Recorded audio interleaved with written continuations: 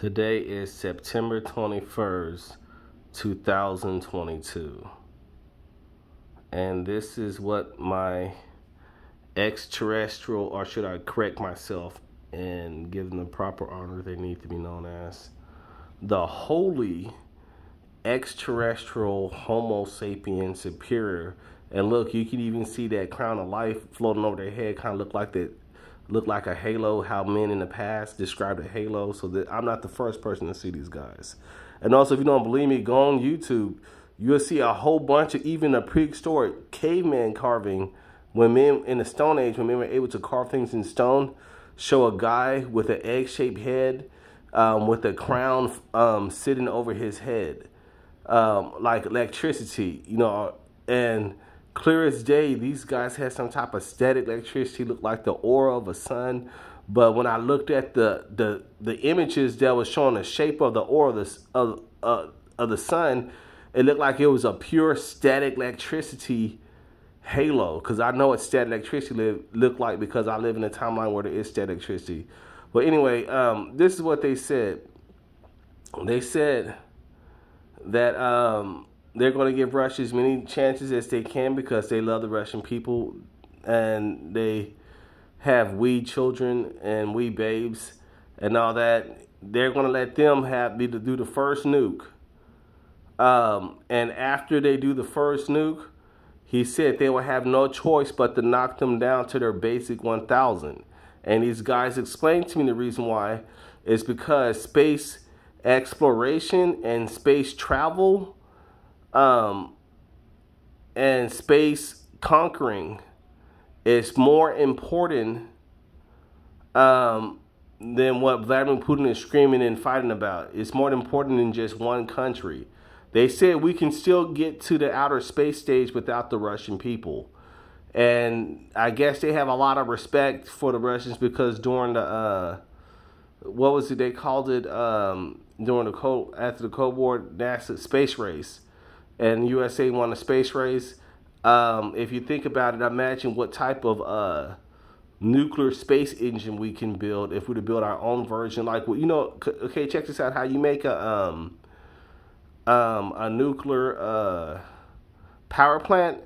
Now imagine if you also had a mini version of a nuclear power plant, but in a spacecraft. And imagine if the spacecraft was absorbing, because, you know, oxygen is everywhere, even in outer space. In the middle of outer space, you can't see oxygen. It's very small, minute oxygen. So what we could do is have an oxygen detector that detects and absorbs oxygen for the astronauts to breathe longer and travel further into outer space, you know. Like I was trying to explain once, that I also have power as well. I remember one time, I forgot the year, but it was one year I was so mad and upset with Russia that I called a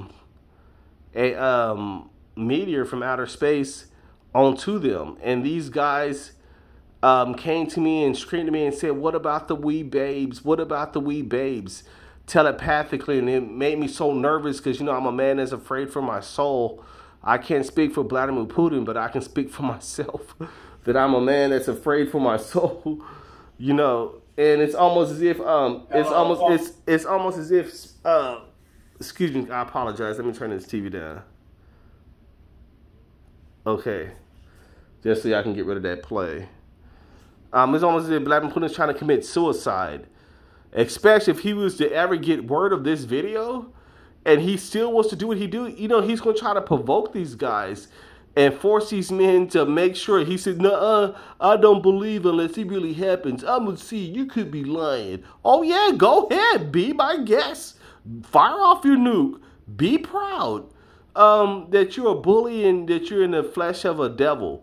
You're a devil in the flesh of a man. That's exactly what you are. I can prove it to you. You're trying your best to start a nuclear holocaust, and you're trying to get China and North Korea to help you. Fight your own war. Leave them alone. You're the one that's trying to be a bully. Go fight your own war. They don't need to back you up. This got nothing to do with them. This is between you and the rest of the world, because you want to start a nuclear holocaust. Down here we live at, you don't care if you destroy the planet or not. You don't care if you destroy the species or not. You are a Satanist, is what they called you. I called you a devil in the flesh of a man. They called you a Satanist. They said you are a Satanist.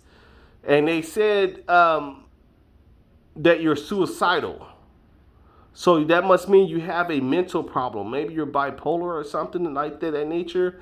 Maybe your doctors need to give you a psych evaluation, because you don't even care about your own children. If you hear this video and still do what you do, that means you don't care about your children. You don't care about your grandchildren. You don't care about your lineage or anything. Because there's no guarantee that your whole entire family is going to be part of that 1,000. Don't you understand that, man? For crying out loud.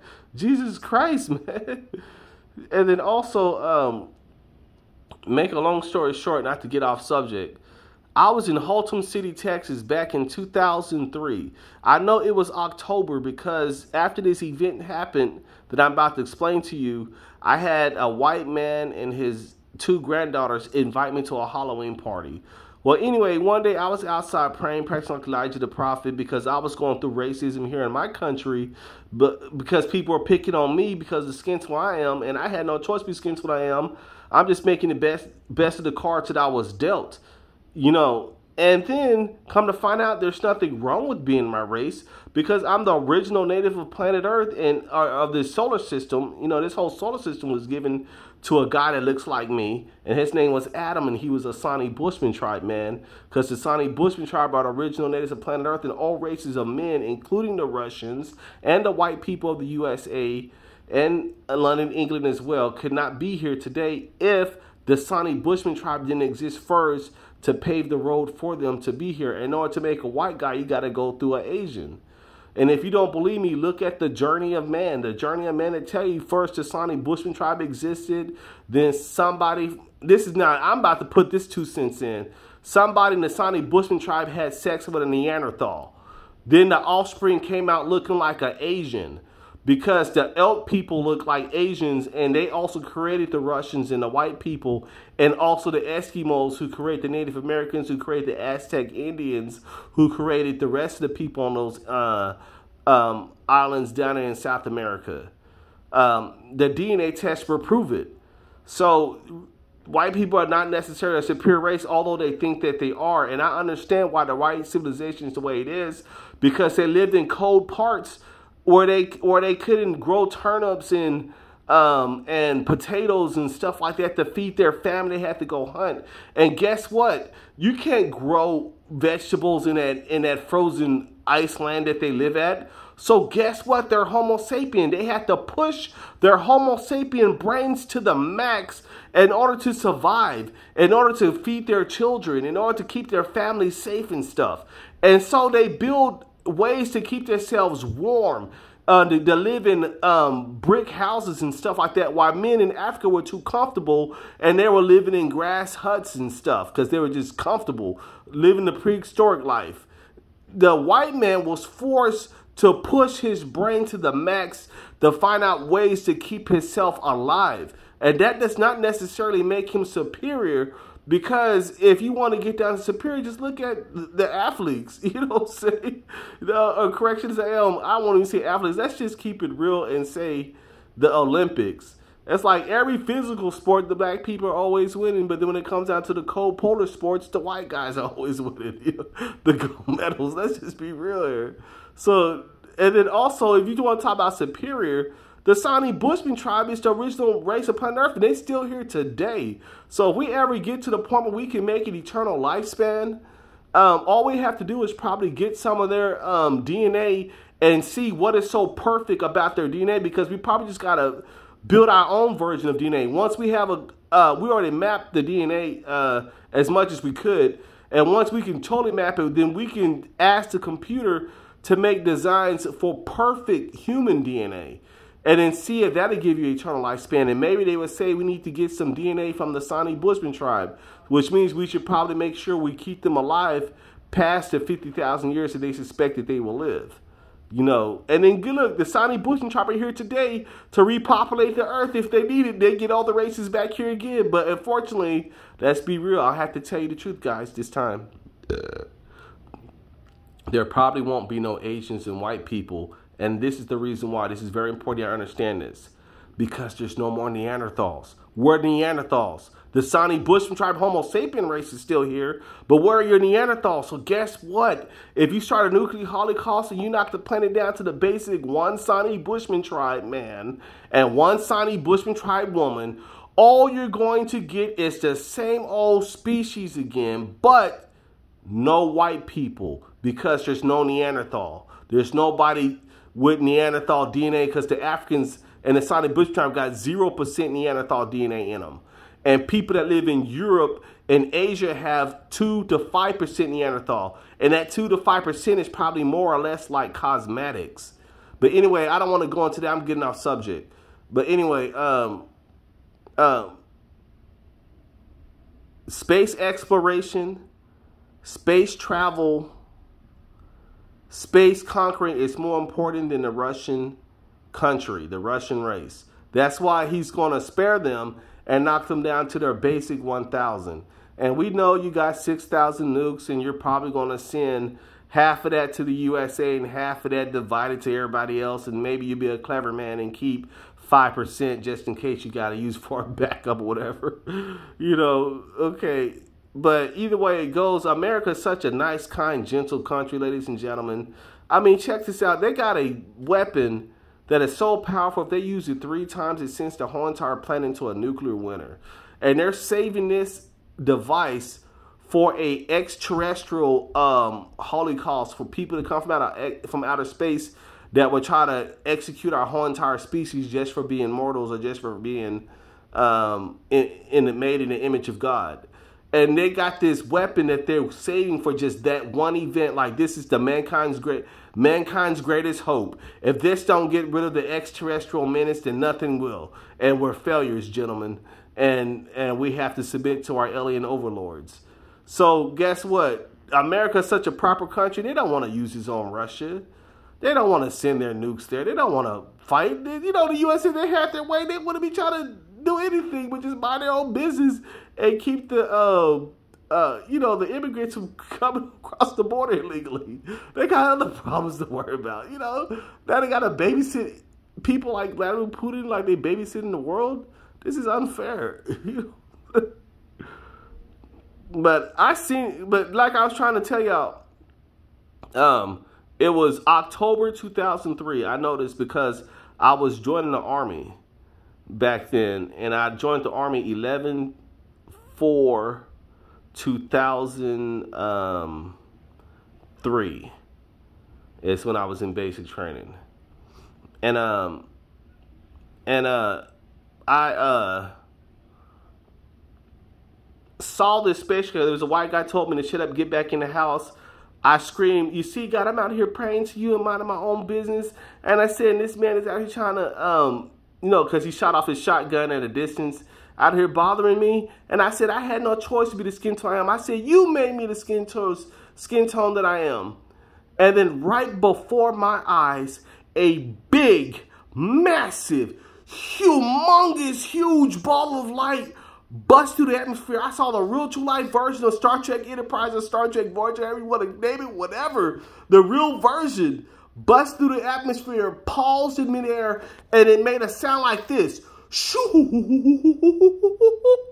and it paused. And then it went shoo,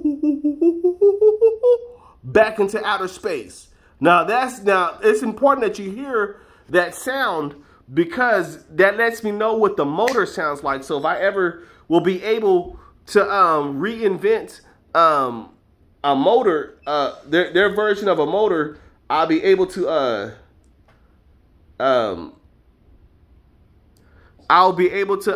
remember what does the sound of the engine sounds like.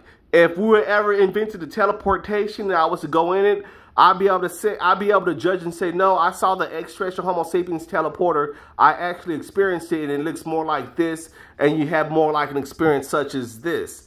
I can compare the space engine compared to our space engine, their teleportation technology compared to ours. If we're only at the point where we're teleporting atoms, but they're already at the point where they can teleport a fully developed, full-grown man.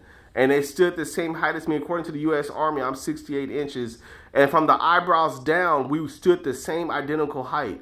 Maybe they're a few centimeters taller, but anyway, make a long story short, they appeared to be 6 feet because their heads were 3 times bigger than my head was. I estimate about 3 times larger than my head. A super brain was in there. Above that static, underneath that static electricity halo. I'm sorry, I'm over here messing up this camera by accident.